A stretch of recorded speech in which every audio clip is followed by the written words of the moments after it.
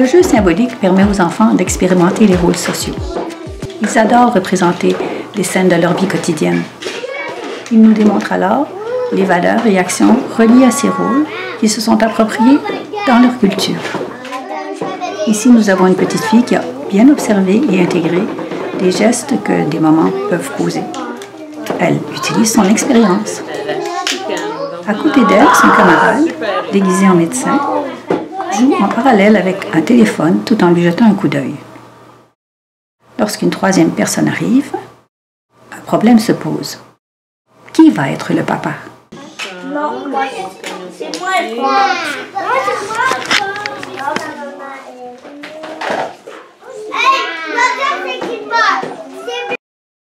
La petite fille s'affirme et veut être l'arbitre. Mais les enfants ont trouvé une stratégie. Ils vont utiliser une comptine pour trancher le débat.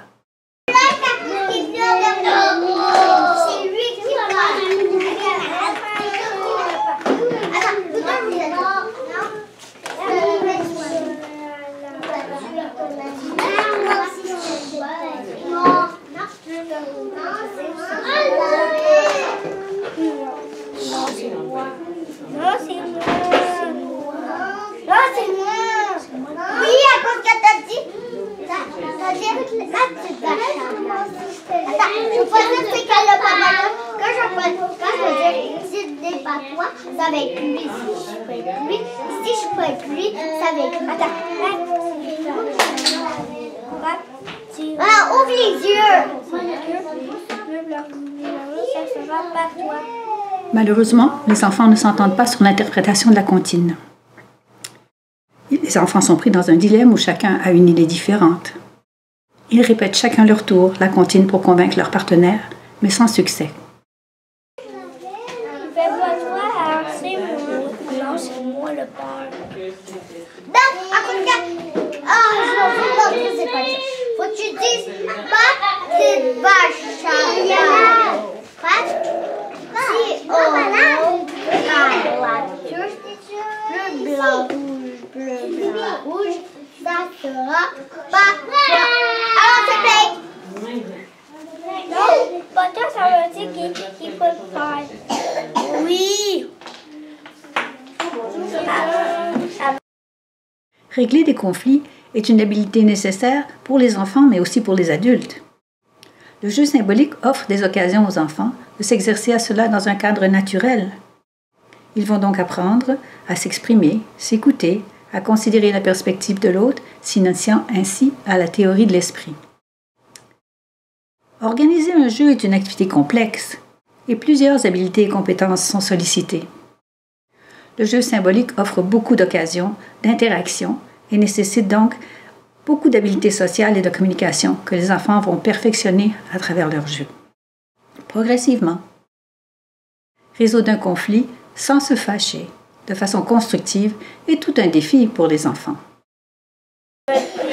Patois, ça veut dire qu'il peut le faire.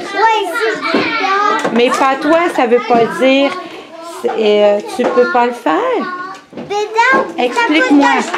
Parce que quand tu dis petite vache à ballon, petit orange par la queue, bleu, blanc, rouge, ça sera pas toi. Ça veut dire que c'est lui. C'est lui. Il peut jouer ou il peut pas jouer? Il peut jouer à cause que c'est de là c'est pour être papa. Pour toi, ça veut dire qu'il peut pas. Oui. Oui. Comment? Dans cette chanson-là, ta phrase, c'est...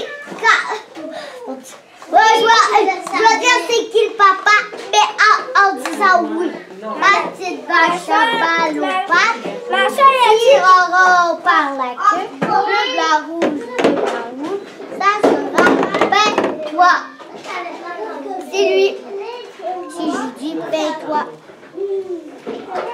Alors, est-ce que tout le monde est d'accord? Est-ce que c'est une solution qui convient à tout le monde? Moi j'ai une solution. C'est à cause que... moi, j'ai dit tantôt, vous êtes deux papas, là, ils sont petits encore. Est-ce qu'on peut avoir deux papas? Si je veux... maman, mais on peut avoir un grand papier, ça peut être notre papa.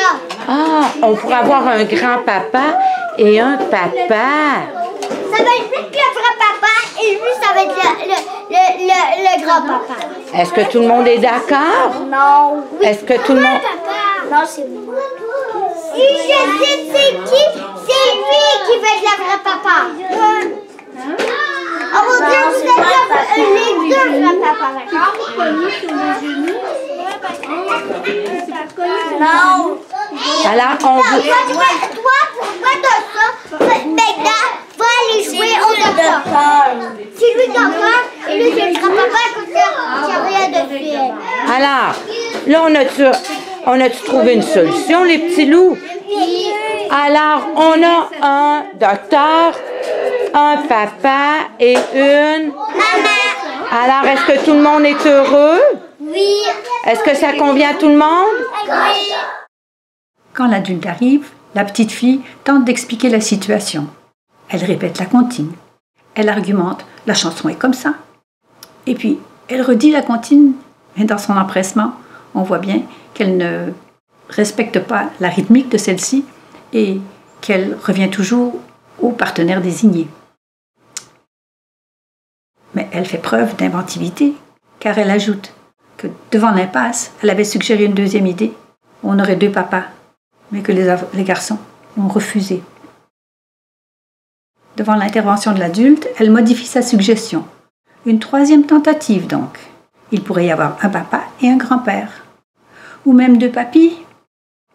Elle démontre de la ténacité, de la flexibilité mentale, qui témoignent toutes les deux finalement de son désir que le jeu continue.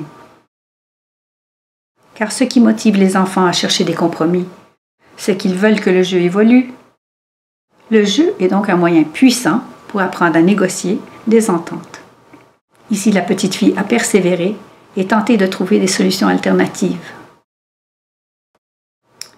Finalement, la petite fille tranche et déclare à celui qui est déguisé en médecin « Toi, tu vas jouer au médecin et lui, il va être le papa. » L'enseignante profite de cette ouverture pour clarifier la situation et pour les aider à conclure une entente.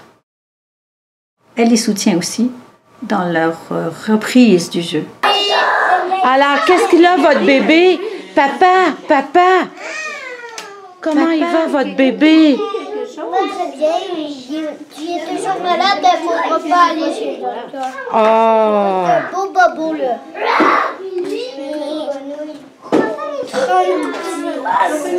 Il fait 36 de température! Aïe, aïe, aïe, c'est beaucoup, ça! Alors, papa, allez-vous bercer votre bébé? Hein? Non? Oh, il y a du lait! Le médecin agit tout de suite comme médecin. L'enseignante a vu que le papa ne sait pas vraiment quoi faire et lui propose de bercer le bébé. Celui-ci s'intéresse finalement au lait dans le biberon du bébé, puis lui donne une piqûre. Mais cela transgresse la définition des rôles. C'est le médecin qui donne les piqûres, pas le papa. Et le papa se le fait dire. Les enfants sont prompts à faire respecter les règles implicites du jeu. La mémoire de travail est impliquée dans l'application des règles dans le jeu. Oh! Il y a du lait pour le refroidir. Oh, wow! Il y a du lait pour ce lait.